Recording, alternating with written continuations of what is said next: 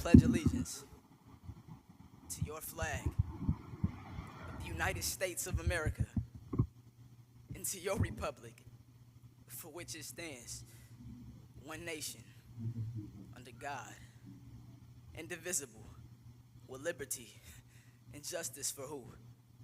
For you? For some? Not for us. Not for our people, so please stop saying we equal with your flag of red, white, and blue in one hand. You beat us until we're black and blue with the other, beat us until we're none, beat us until we can't walk straight. Then you put us in chains if we lucky.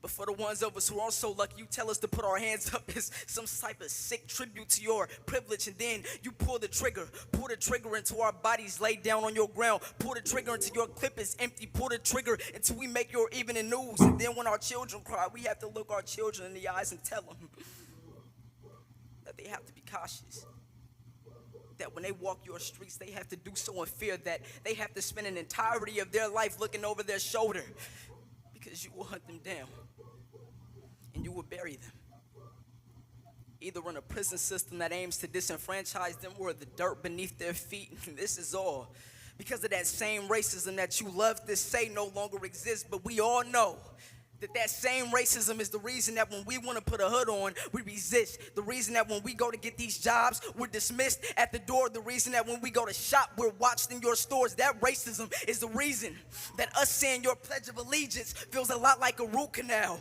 or a whip's impact against our flesh or a baton to our head or a bullet in our back or tear gas at a Black Lives Matter protest. That racism is the reason that 3 women clenched their purses as I walked through the entrance of this very building. It hurts that I have to remember that the system I was born into was built to work against me.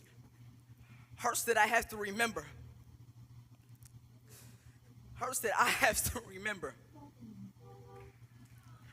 Hurts that I have to...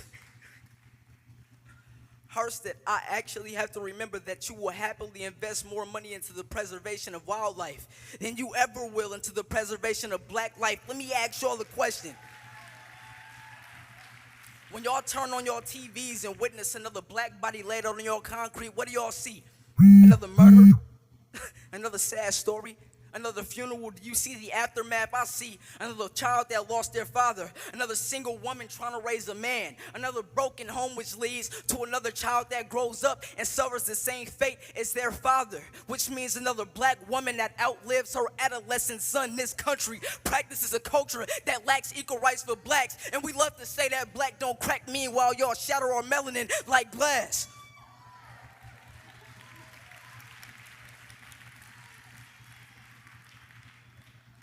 My back breaks for everybody you lay at our feet, for every memory I try to erase within your war zones.